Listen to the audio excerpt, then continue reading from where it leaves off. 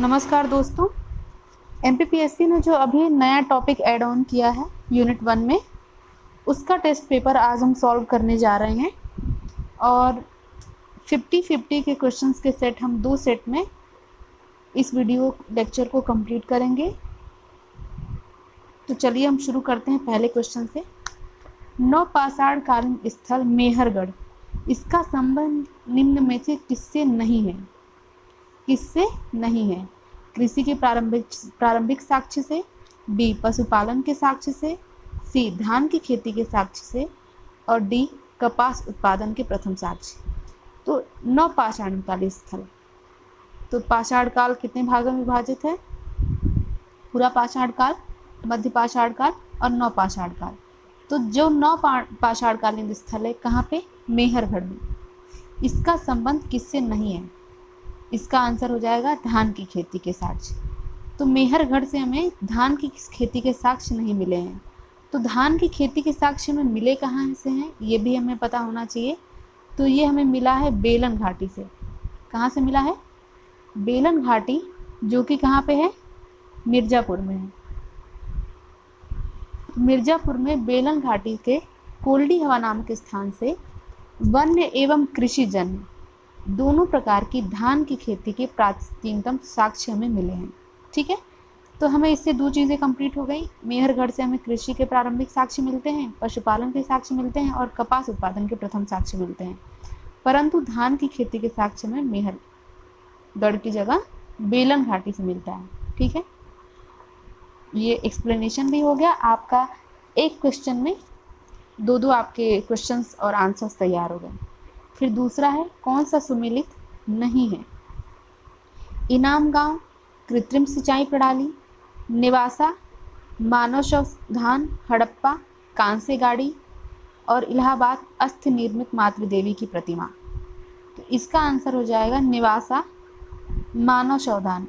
ये वहाँ से प्राप्त नहीं हुआ है, यहाँ से हम नेवासा से हमें रेशम उत्पादन के साक्ष्य प्राप्त हुए हैं।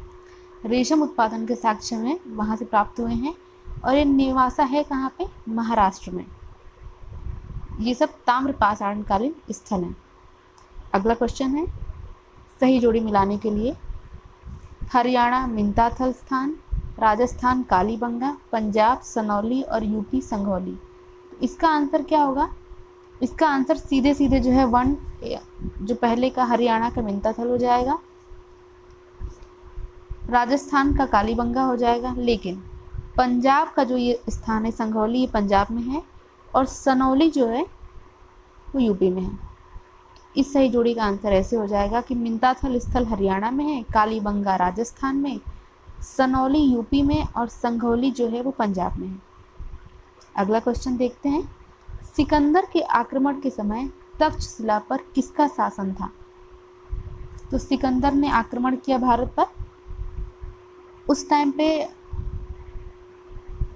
तक्षशिला की बात हो रही है कि तक्षशिला पर किसका शासन था? दाहिर का, अंभी का, पोरस का या चंद्रगुप्त मौर्य का? तो इसका आंसर हो जाएगा अंभी। तक्षशिला पर अंभी का शासन था और इसने सिकंदर से युद्ध लड़े बिना ही आत्मसमर्पण कर लिया। ठीक है, तो इसने सिकंदर से युद्ध नहीं लड़ा और आत्मसमर्पण सीधे कर लिया। अगला क्वेश्चन है, निम्नलिखित में से असत्य विकल्प को पहचानिए। अयोध्या का उल्लेख सर्वप्रथम विष्णु पुराण में मिलता है। वैदिक संहिता में 31 नदियों का उल्लेख मिलता है। सी काशी का प्रथम उल्लेख ऋग्वेद में मिलता है और रेखा गणित का प्रारंभ स्रोत सूत्र में मिलता है। इसमें गलत क्या है? गलत ये है कि अयोध्या का उल्लेख सर्वप्रथम विष्णु पुराण में मिलता है। ये गलत है क्योंकि अयोध्या का उल्लेख सर्वप्रथम हमें ऋग्वेद में मिलता है। ऋग्वेद में मिलता है, ठीक है, और ऋग्वेद में सरयू नदी के तट पर स्थित नगर के रूप में इसको बताया गया है। इससे हमें 4 फैक्ट्स याद होते हैं कि वैदिक संहिता में 31 नदियों का उल्लेख है, काशी का प्रथम साक्ष्य में ऋग्वेद में मिलता है और रेखा गणित का प्रारंभ स्रोत सूत्र में मिलता है और अयोध्या का उल्लेख हमें ऋग्वेद में मिलता है। एक साथ आपके 4 फैक्ट तैयार हो गए। अगला क्वेश्चन है, वैदिक काल में धन्व शब्द किसके लिए प्रयोग किया गया है?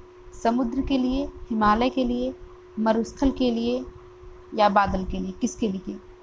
इसका आंसर हो जाएगा धन्व शब्द मरुस्थल के लिए यूज हुआ है। किसके लिए हुआ है? मरुस्थल के लिए। समुद्र के लिए हमने विशाल जल राशि का उपयोग किया है, हिमालय के लिए हेमवंत का, बादल के लिए हमने पारजन्य का उपयोग हमने बादल के लिए किया है, और मरुस्थल के लिए हमने धन्व शब्द का उल्लेख मरुस्थल के लिए किया गया है। ठीक है। अब निम्नलिखित में से हमें असत्य युग्मों को पहचानना है। सभा श्रेष्ठ एवं कुलीन, समिति आमजन, विदग्ध सैनिक एवं धार्मिक कार्य, परिषद राजा एवं मंत्रीगण। इसका आंसर हो जाएगा परिषद। परिषद में राजा एवं मंत्रीगण नहीं, परिषद एक जनजातीय सैन्य सभा थी। बाकी सारे सही जोड़ी सही है। फिर जैन धर्म में एल्कक का संबंध किससे है? एल्लक का संबंध जैन धर्म में किससे है? श्वेतांबर से, दिगंबर से, ए और बी दोनों से, या इनमें से कोई नहीं? तो इसका आंसर हो जाएगा दिगंबर जैन धर्म से एल्लक का संबंध है। इसके अलावा एल्लक, झुल्लक एवं निर्गग्र कहा जाता है। तो जो दिगंबर जैनी हैं जैन धर्म में, उनको हम क्या क्या कहते हैं? एल्लक कहते हैं, झुल्लक कहते हैं और निर्गग्र कहते हैं। इसी तरीके से श्वेतांबर जैनी लोगों को हम यति कहते हैं, आचार्य कहते हैं और साधु कहते हैं। क्या कहते हैं? यति, आचार्य और साधु। इससे आपके एक क्वेश्चन से बहुत सारे फैक्ट्स तैयार हो जाएंगे। निम्नलिखित बौद्ध धर्म के अष्टमहास्थान में कौन शामिल नहीं है? ए बोधगया, बी लुम्बिनी, सी कौशाम्बी, डी सनकिस्सा। इसका आंसर हो जाएगा कौशाम्बी। बौद्ध धर्म के अष्टमहास्थल में कौशाम्बी का शामिल नहीं किया गया है। तो बौद्ध धर्म के अष्टमहास्थल में कौन कौन से शब्दों को शामिल किया गया है? कौन कौन से शब्द हैं वो? बोधगया, लुम्बिनी, सारनाथ, कुशीनगर, श्रावस्ती, राजगीर, वैशाली एवं सनकिस्सा। तो अष्टमहास्थान में इन 8 का नाम है। आप चाहें तो इसको बैकवर्ड करके फिर से सुन के आप इसको लिख सकते हैं, जो बहुत ज़रूरी है। फिर अगला क्वेश्चन है, शहबाजगढ़ी एवं मानसेहरा अभिलेख खरोष्ठी लिपि में लिखा गया है। दूसरा है तक्षशिला एवं लघमान अभिलेख खरोष्ठी एवं अरामाइक लिपि में लिखा हुआ है। कंधार अभिलेख कंधार अभिलेख अरामाइक एवं यूनानी में लिखा गया है। और 11वां अभिलेख में धम्मदान का उल्लेख किया गया है। इसमें हमें सत्य कथन को छांटना है। तो इसका आंसर हो जाएगा 1, 3 और 4। 1, 3 और 4 इसका आंसर हो जाएगा। अर्थात शाहबाजगढ़ी एवं मानसेहरा अभिलेख से खरोष्ठी में लिखे गए हैं। तक्षशिला एवं जो लघमान है अशोक के अभिलेखों में शिला एवं लगबाक हैं। ये अभिलेख खरोष्ठी में नहीं लिखे गए हैं, ये लिखे गए हैं अरामाइक लिपि में। ठीक है, इसको आइमेक लिपि भी कहते हैं।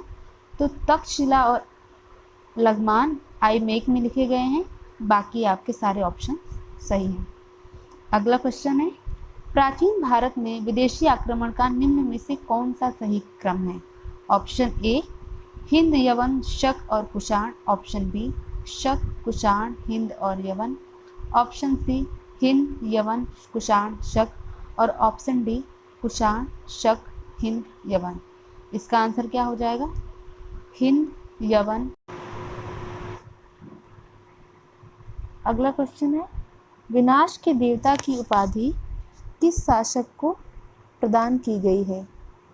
ए मिहिरकुट, बी तोरमन, सी कनिष्क और डी पुष्यमित्र सुंग। तो इसका आंसर हो जाएगा मिहिरकुट। मिहिरकुट को, जो कि हुर शासक मिहिरकुल भी कहा जाता है, इनको कल्हड़ ने, किसने? कल्हड़ ने इनको विनाश के देवता की उपाधि दी थी? किसने दी थी? कल्हड़ ने।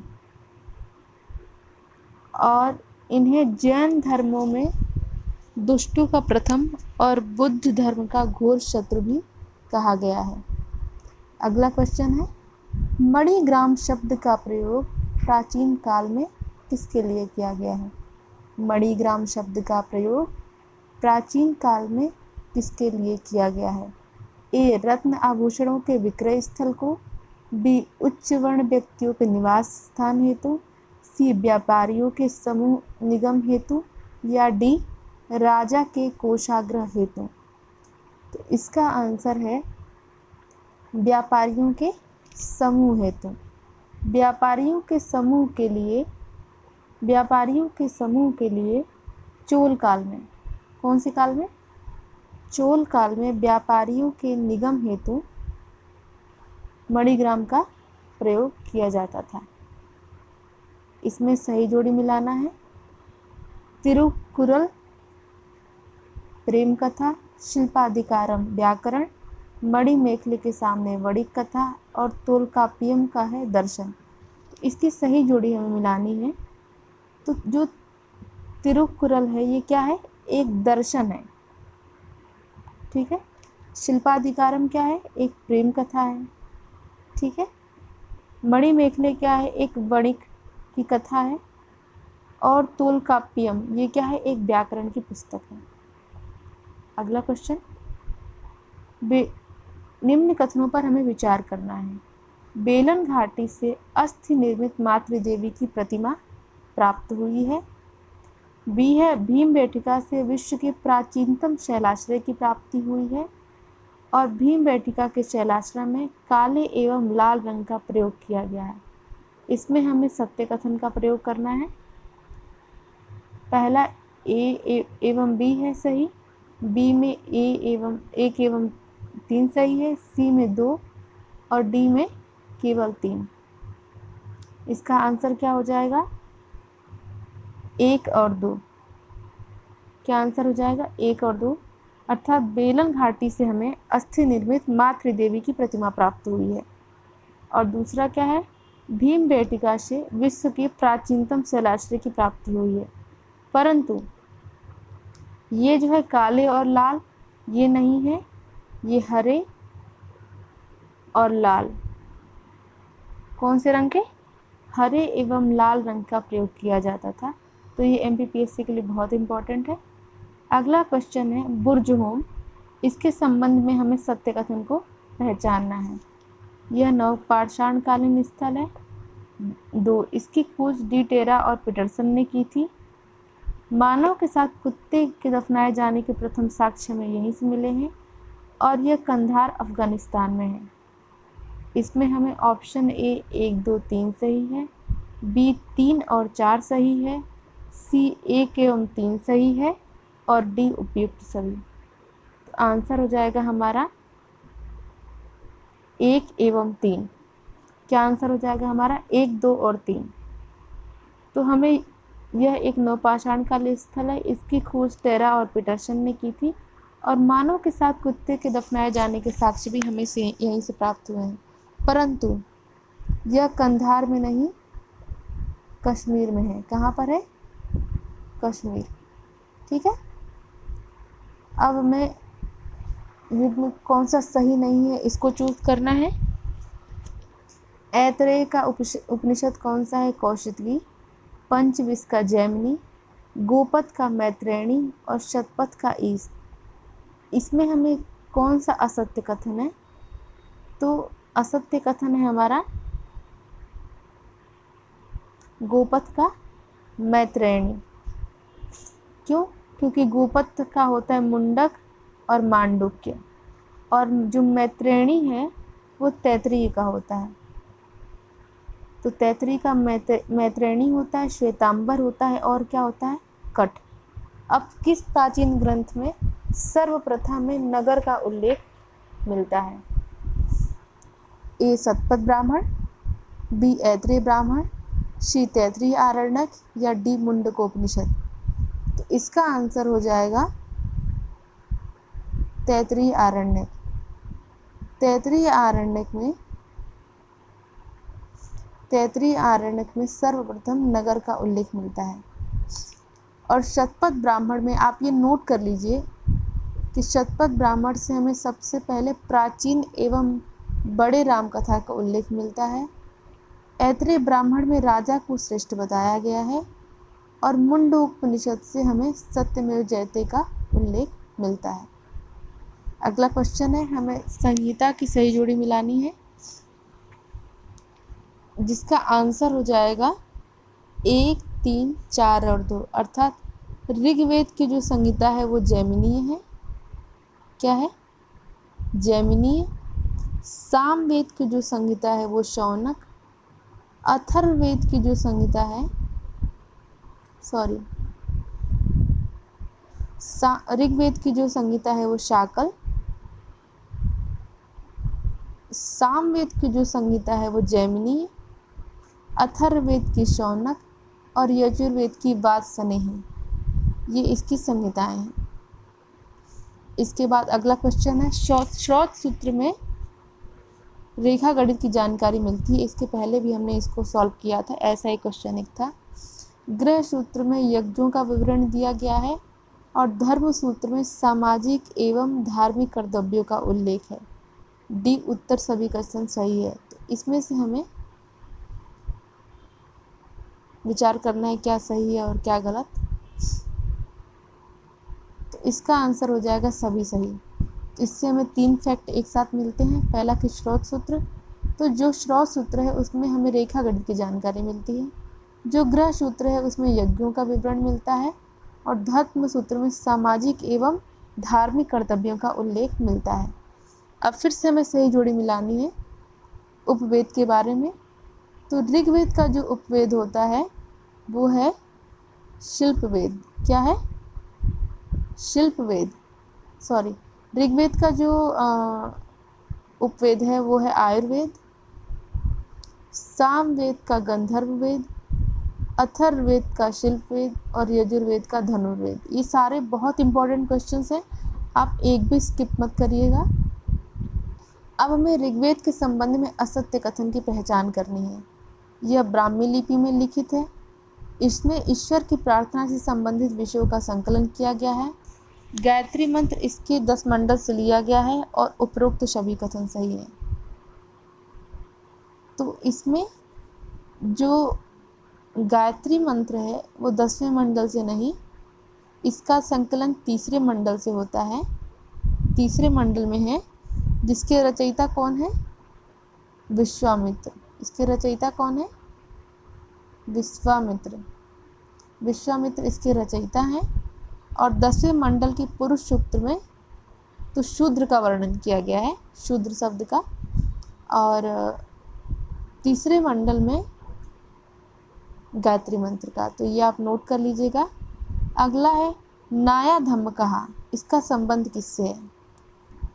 तो जो नाया धम्म कहा है इसका संबंध किससे है?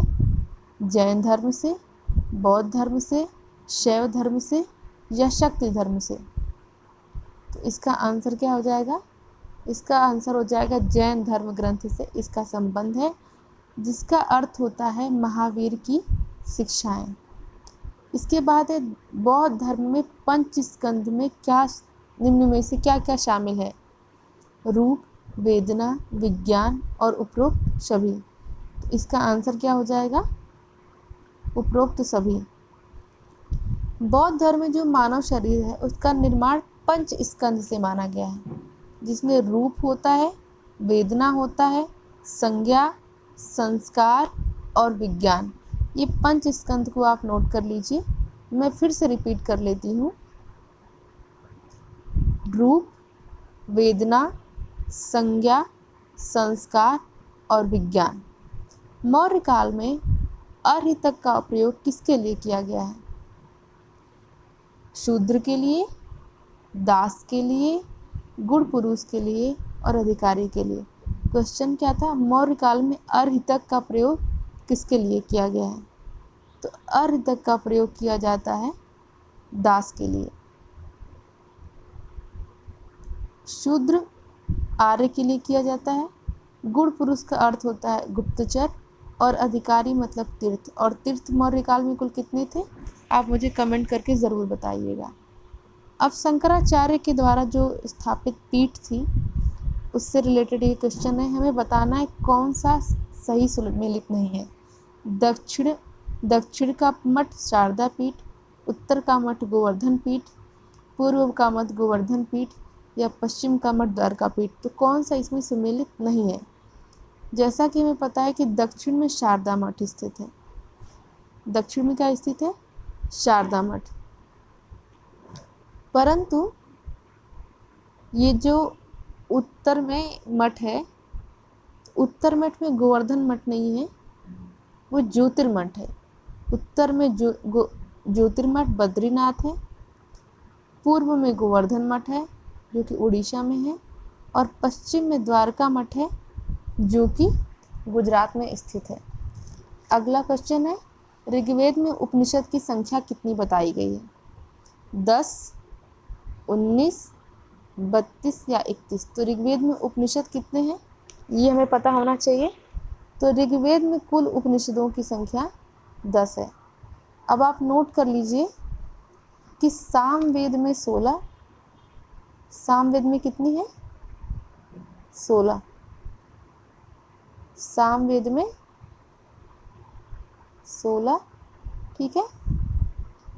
और यजुर्वेद में 51, जिसमें कृष्ण 32 और शुक्ल यजुर्वेद 19, और अथर्ववेद में कुल 31 उपनिषद हैं। आपको इससे एक क्वेश्चन से 4 बेनिफिट मिलेगा। अगला क्वेश्चन है, निम्नलिखित में से संगम युगीन साहित्य में किस राज्य को शामिल नहीं किया गया है, राष्ट्रकूट, चोल, चेर या पांड्य। तो इसका आंसर क्या हो जाएगा, राष्ट्रकूट। इसका आंसर मेरे ख्याल से सभी को पता होगा। और राष्ट्रकूट जो है दक्षिण भारत का प्रमुख राजवंश था, जिसकी स्थापना दंती दुर्ग ने की थी और इसकी राजधानी मान्यखेत थी, ठीक है। अगला क्वेश्चन है, संगम काल में ईखे का अर्थ क्या है, भू राजस्व, दान में दी गई भूमि, जबरन वसूल किया जाने वाला कर या भूमि कर वसूलने वाला अधिकारी। ईखे का अर्थ क्या होता है संगम काल में, जबरन वसूल किया जाने वाला कर। क्या है, जबरन वसूल किया जाने वाला कर। इसका आंसर हो जाएगा। वरियार का मतलब होता था भूमि कर वसूलने वाले अधिकारी को, तो ये जो भूमि कर वसूलने वाला अधिकार है उसको हम वरियार कहा करते थे, ठीक है।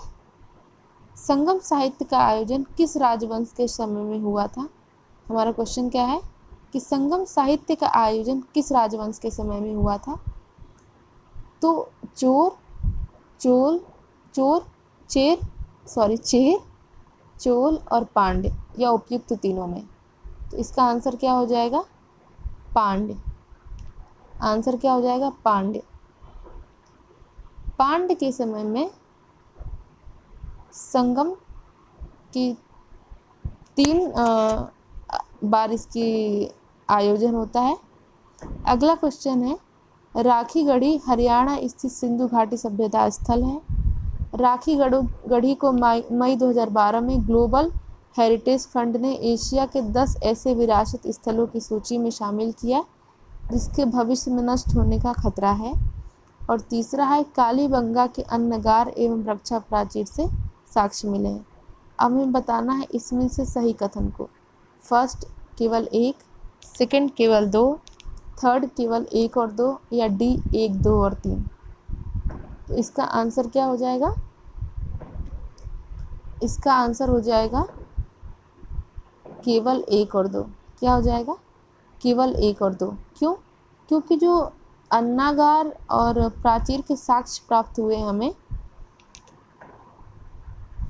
यहाँ से हमें राखी गढ़ी से प्राप्त हुए हैं। कहाँ से प्राप्त हुए हैं, राखी गढ़ी से। राखी गढ़ी से इसके साक्ष्य में प्राप्त हुए हैं, ठीक है। कालीबंगा से तो हमें जुते हुए खेत के साक्ष्य प्राप्त होते हैं। ऋग्वेदिक काल में ब्रह्मवर्त की सीमा किसके मध्य थी। ऋग्वेदिक काल में ब्रह्मवर्त की सीमा किसके किसके मध्य थी? सतलज से यमुना, सिंधु से गंगा, सिंधु से यमुना या सिंधु से सोन? तो ब्रह्मवर्त किसे कहा जाता था और इसकी सीमा किससे थी? तो इसका आंसर हो जाएगा सतलज से यमुना। ऋग्वेदिक में उल्लेखित ब्रह्मवर्त का जो विस्तार है वो अफगानिस्तान, पंजाब, पश्चिमी यूपी तक था, जिसकी सीमा हमें सतलज से यमुना तक के क्षेत्र में मिलती थी और इसको हम ब्रह्मवर्त कहते थे। और जबकि मनुस्मृति में सरस्वती और द्विजदती नदी के बीच के प्रदेश को हम क्या कहते थे? ब्रह्मवर्त। अगला क्वेश्चन है, हड़प्पा सभ्यता के पतन का प्रमुख कारण आर्य आक्रमण की पुष्टि निम्नलिखित में से किस कथन से होती है? हड़प्पा स्थित कब्रिस्तान से प्राप्त नरकंकाल से, लोथल स्थित 3 युग्मित समाधान के साक्ष्य से, दुर्गीकरण किलेबंदी का अभाव जैसे चनहूदड़ों, या ऋग्वेद में इंद्र को पुरंदर की संज्ञा दी गई है? तो इसके आंसर में हमें क्या है? ऑप्शन केवल 1 या 3, बी 2 या 4, सी 1 या 4 या डी 2 या 3? तो इसका आंसर क्या हो जाएगा? 1 या 4। इसके पतन के कारण के समर्थक कौन है? आर्य आक्रमण के गॉर्डन चाइल्ड और मार्टियर व्हीलर। ठीक है, तो 1 और 4, एक तो हड़प्पा स्थित कब्रिस्तान से हमें नरकंकाल के साक्ष्य प्राप्त हुए हैं, दूसरा ऋग्वेद में इंद्र को क्या कहा गया है? पुरंदर। इन दोनों से हमें पता चलता है कि आर्य आक्रमण की पुष्टि हमें होती है। अगला है, हमें प्रमुख स्थल और उनकी नदियों की पहचान करनी है। तो लोथल जो है वो भोगवा नदी के किनारे है। किसके किनारे है? भोगवा नदी के किनारे। और कालीबंगा घग्गर नदी के किनारे है। चनहूदड़ो सिंधु नदी के किनारे है। और धौलावीरा मनहर नदी के किनारे है। अगला क्वेश्चन देखते हैं, इसमें भी हमें सही जोड़ी मिलानी है। ये मौर्यकालीन कुछ प्रशासनिक शब्दावलियाँ हैं जिसको डिपार्टमेंट्स जो हैं उसके बारे में है। तो प्रदेष्टा किसे कहा जाता था मौर्यकाल में?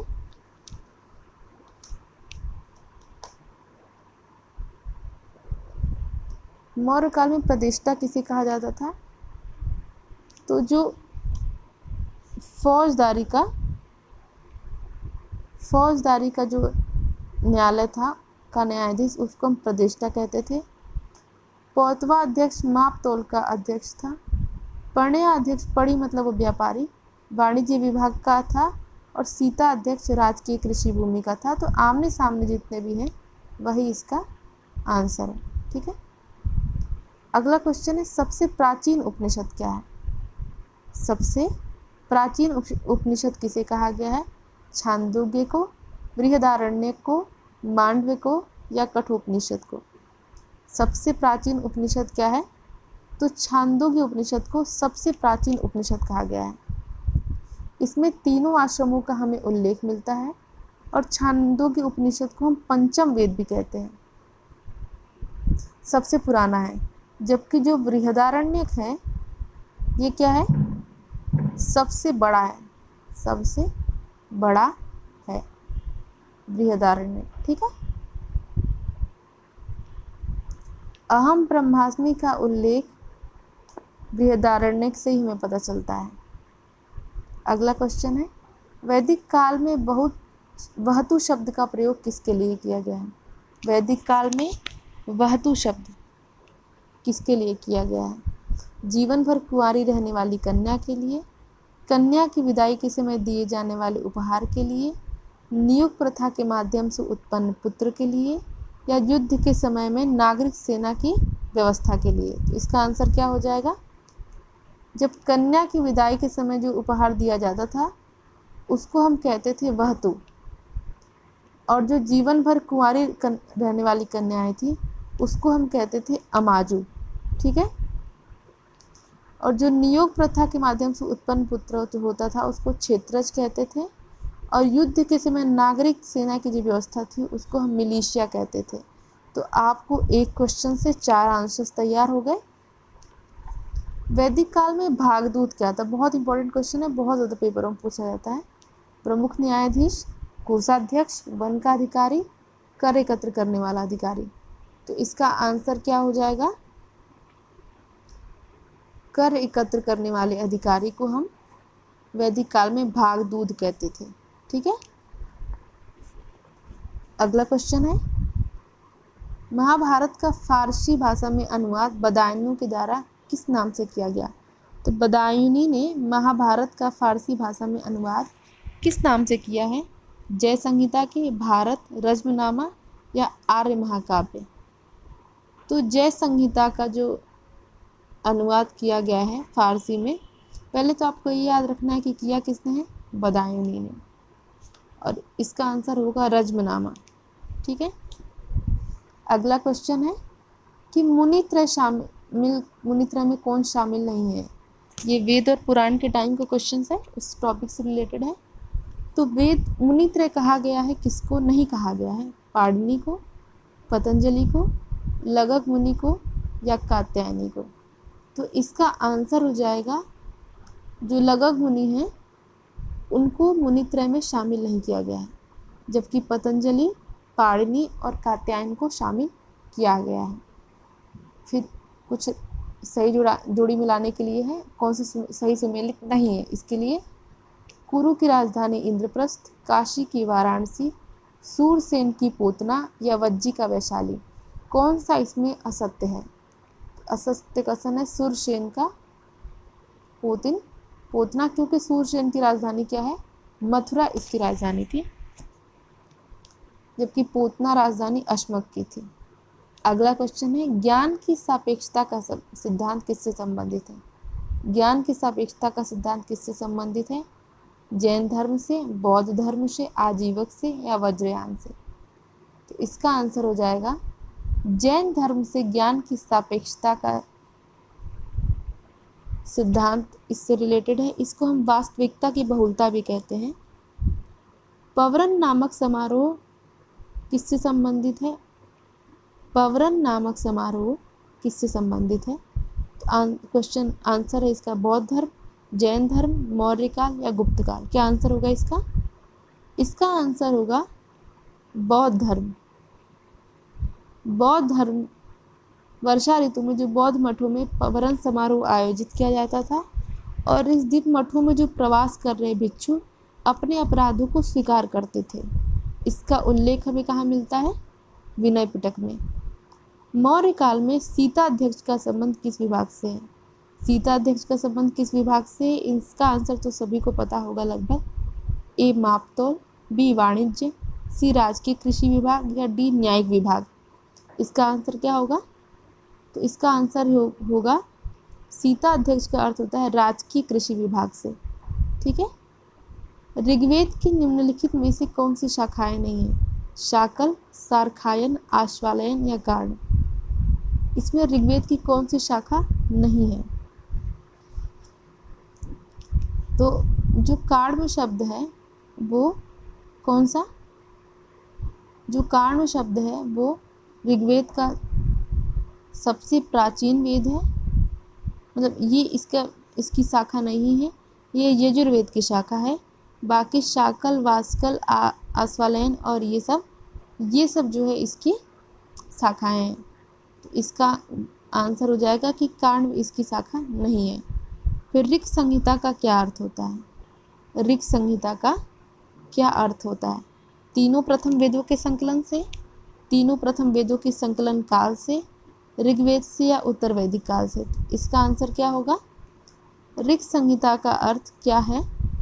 तो ऋक् संहिता का अर्थ हो जाएगा ऋग्वेद से, क्योंकि इसे ऋक् भी कहा जाता था, इसलिए इसको हम ऋक् संहिता भी कहते हैं। वैदिक ग्रंथों के संकलन प्रयोग के लिए वेदत्रय की अवधारणा का संबंध किससे है? ऋग्वेद, यजुर्वेद, सामवेद से, ऋग्वेद, अथर्ववेद, सामवेद से, सामवेद, यजुर्वेद, अथर्ववेद से या केवल ऋग्वेद से? इसका आंसर क्या हो जाएगा? इसका आंसर हो जाएगा ऋग्वेद, यजुर्वेद और सामवेद से। किससे? ऋग्वेद से, यजुर्वेद से और सामवेद से। इसको वेद त्रयी कहा गया है। और जो अथर्ववेद है वो बाद का वेद है, इसलिए इसको इसमें शामिल नहीं किया गया है। अब ऋग्वेद के रचनाकार कौन है? अगला क्वेश्चन क्या है? ऋग्वेद के रचनाकार कौन है? विश्वामित्र, गृहसम्मत, भरद्वाज या उपरोक्त सभी? तो इसका आंसर हो जाएगा उपरोक्त सभी। क्यों? क्योंकि ऋग्वेद के संकलन में विश्वामित्र जी ने, भरद्वाज जी ने, गृहसम्मत जी ने, वामदेव, अत्रि, वशिष्ठ ये सब प्रमुख रचनाकार रहे हैं। तो इन सब लोगों का योगदान इसमें है। ईरानी धर्म ग्रंथ वेद अवेस्ता की किस भारतीय से समानता पाई गई है? ए ऋग्वेद, बी उपनिषद, सी अथर्ववेद या डी षड्दर्शन? क्या होगा इसका आंसर? इसका आंसर हो जाएगा ऋग्वेद से जिंद अवेस्ता की समानता पाई गई है। मुद्रा राक्षस ग्रंथ के संबंध में असत्य कथन को छांटना है। इसके रचयिता विशाखदत्त हैं। इसमें अशोक के लिए वृषल शब्द का प्रयोग किया गया है और चंद्रगुप्त मौर्य को घनानंद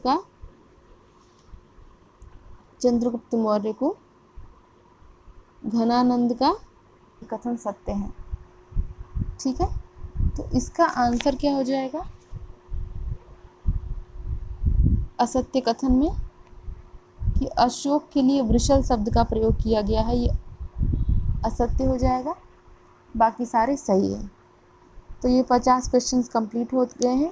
आगे के 50 क्वेश्चंस हम नेक्स्ट लेक्चर में कंप्लीट करेंगे। धन्यवाद।